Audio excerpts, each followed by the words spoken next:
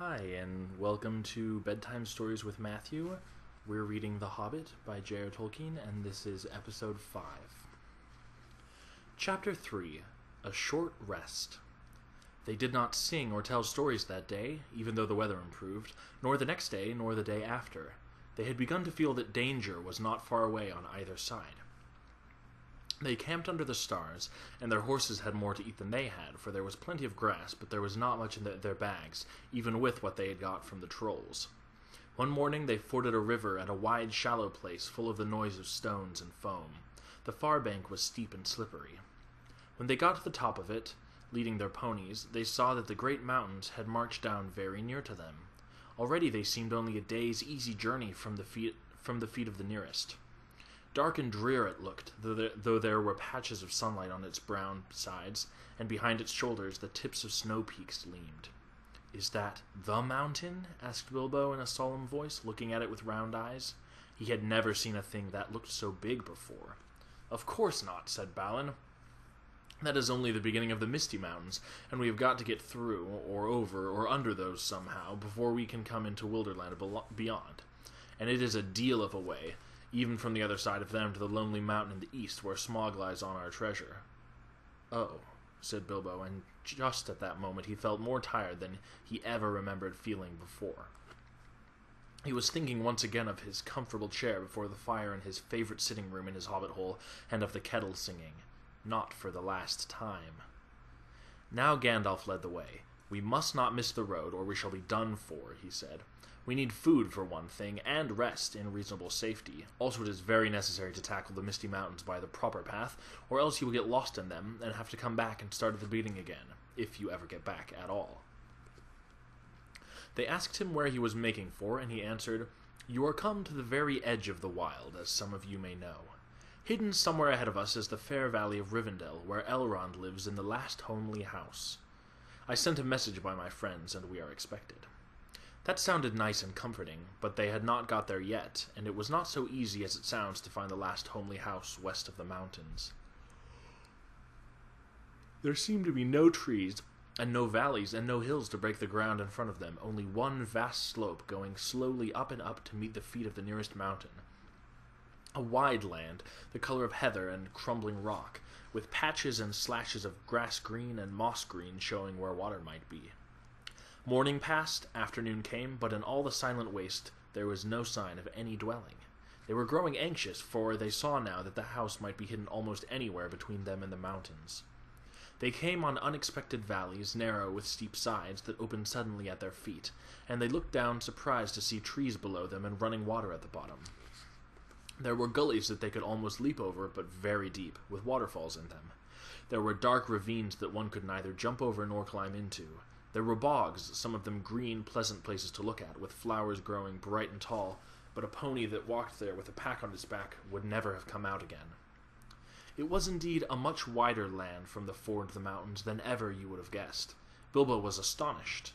The only path was marked with white stones, some of which were small, and others were half covered with moss or heather. Altogether it was a very slow business following the track, even guided by Gandalf, who seemed to know his way about pretty well. His head and beard wagged this way and that as he looked for the stones, and they followed his lead, but they seemed no nearer to the end of the search when the day began to fail. Tea-time had long gone by, and it seemed supper-time would soon do the same. There were moths fluttering about, and the light became very dim, for the moon had not risen. Bilbo's pony began to stumble over roots and stones. They came to the edge of a steep fall in the ground so suddenly that Gandalf's horse nearly slipped down the slope. "Here it is at last," he called, and the others gathered round him and looked over the edge. They saw a valley far below. They could hear the voice of hurrying water in a rocky bed at the bottom. The scent of trees was in the air, and there was a light on the valley side across the water. Bilbo never forgot the way they slithered and slipped in the dusk down the steep zigzag path into the secret valley of Rivendell. The air grew warmer as they got lower, and the smell of the pine trees made him drowsy, so that every now and again he nodded and nearly fell off or bumped his nose on the pony's neck. Their spirits rose as they went down and down. The trees changed to beech and oak, and there was a comfortable feeling in the twilight. The last green had almost faded out of the grass when they came at length to an open glade not far above the banks of the stream. It smells like elves, thought Bilbo, and he looked up at the stars. They were burning bright and blue. Just then came a burst of song like laughter in the trees.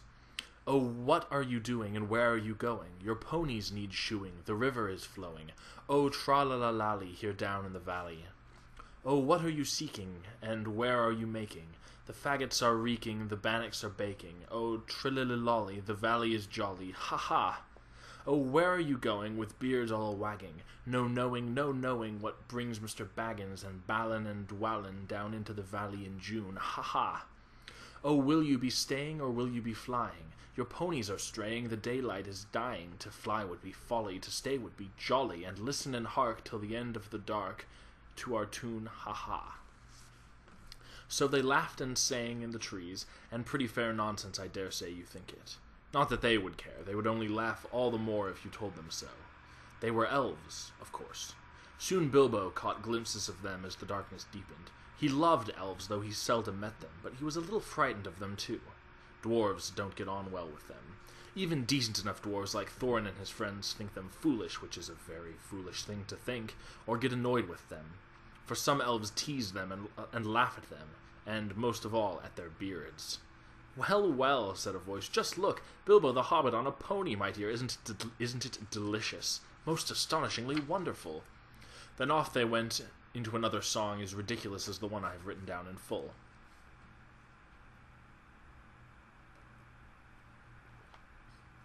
At last one, a tall young fellow, came out from the trees and bowed to Gandalf and to Thorin. "Welcome to the valley," he said. "Thank you," said Thorin, a bit gruffly, but Gandalf was already off his horse and among the elves, talking merrily with them. "You are a little out of your way," said the elf, "that is, if you are making for the only path across the water and to the house beyond. We will set you right, but you would best get on foot until you are over the bridge. Are you going to stay a bit and sing with us, or will you go straight on? Supper is preparing over there," he said. "I can smell the wood fires for the cooking." Tired as he was, Bilbo would have liked to stay a while. Elvish singing is not a thing to miss in June under the stars, not if you care for such things. Also, he would have liked to have a few private words with these people that seemed to know his names and all about him, although he had never seen them before. He thought their opinion of his adventure might be interesting. Elves know a lot and are wondrous folk for news, and know what is going on among the people of the land as quick as water flows, or quicker. But the dwarves were all for supper as soon as possible just then, and would not stay. On they all went, leading their ponies, till they were brought to a good path, and so at last to the very brink of the river. It was flowing fast and noisily, as mountain streams do of a summer evening when sun has been all day on the snow far up above. There was only a narrow bridge of stone without a parapet, as narrow as a pony could well walk on, and over that they had to go, slow and careful, one by one, each leading his pony by the bridle. The elves had brought bright lanterns to the shore, and they sang a merry song as the party went across. "Don't dip your beard in the foam, father," they cried to Thorin, who was bent almost onto his hands and knees. "It is long enough without watering it." "Mind Bilbo doesn't eat all the cakes," they cried. "He is too fat to get through keyholes yet." "Hush, hush, good people, and good night," said Gandalf, who came last. "Valleys have ears, and some elves have over-merry tongues. Good night." And so at last they all came to the last homely house, and found its doors flung wide. Now, it is a strange thing, but things that are good to have and days that are good to spend are soon told about and not much to listen to, while things that are uncomfortable, palpitating, and even gruesome may make a good tale and take a deal of telling anyway. They stayed long in that good house, 14 days at least, and they found it hard to leave. Bilbo would gladly have stopped there for ever and ever, even supposing a wish would have taken him right back to his hobbit hole without trouble. Yet there is little to tell about their stay. The master of the house was an elf friend, one of those people whose fathers came into the strange stories before the beginning of history. The wars of the evil goblins and the elves and the first men in the north. In those days of our tale, there were still some people who had both elves and heroes of the north for ancestors, and Elrond, the master of the house, was their chief. He was as noble and as fair in face as an elf lord, as strong as a warrior, as wise as a wizard, as venerable as a king of dwarves, and as kind as summer. He comes into many tales, but his part in the story of Bilbo's great adventure is only a small one, though important, you will see, if we ever get to the end of it. His house was perfect, whether you liked food, or sleep, or work, or storytelling, or singing, or just sitting and thinking best, or a pleasant mixture of them all. Evil things did not come into that valley. I wish I had time to tell you even a few of the tales, or one or two of the songs that they heard in that house. All of them, the ponies as well, grew refreshed and strong in a few days there. Their clothes were mended as well as their bruises, their tempers, and their hopes. Their bags were filled with food and provisions, light to carry but strong to bring them over the mountain passes. Their plans were improved with the best advice. So the time came to Midsummer Eve, and they were to go on again with the early sun on midsummer morning. Elrond knew all about runes of every kind. That day he looked at the swords they had brought from the troll's lair, and he said, "These are not troll-make. They are old swords, very old swords of the high elves of the west, my kin. They were made in Gondolin for the Goblin Wars. They must have come from a dragon's hoard or goblin plunder, for dragons and goblins destroyed that city many ages ago. This, Thorin, the rune's name Orcrist, the goblin cleaver in the ancient tongue of Gondolin. It was a famous blade. This, Gandalf, was Glamdring, foe hammer that the king of Gondolin once wore. Keep them well." "Whence did the trolls get them, I wonder?" said Thorin, looking at his sword with new interest. "I could not say," said Elrond, "but one may guess that your trolls had plundered other plunderers, or come on the remnants of old robberies in some hold in the mountains. I have heard that there are still forgotten treasures of old to be found in the deserted caverns of the mines of Moria since the Dwarf and Goblin War." Thorin pondered these words. "I will keep this sword in honor," he said. "May it soon cleave goblins once again." "A wish that is likely to be granted soon enough in the mountains," said Elrond. "But show me now your map." He took it and gazed long at it, and he shook his head, for if he did not altogether approve of dwarves and their love of gold, he hated dragons and their cruel wickedness, and he grieved to remember the ruin of the town of Dale and its merry bells, and the burned banks of the bright river running. The moon was shining in a broad silver crescent. He held up the map, and the white light shone through it. "What is this?" he said. "There are moon letters here beside the plain runes which say 5 feet high the door and 3 may walk abreast."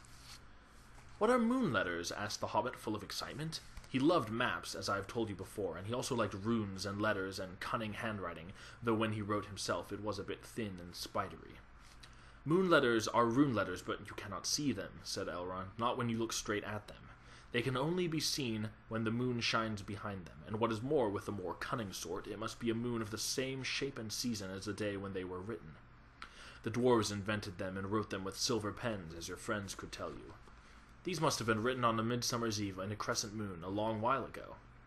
"What do they say?" asked Gandalf and Thorin together, a bit vexed, perhaps, that Elrond should have found this out first, though really there had not been a chance before, and there would not have been another until goodness knows when.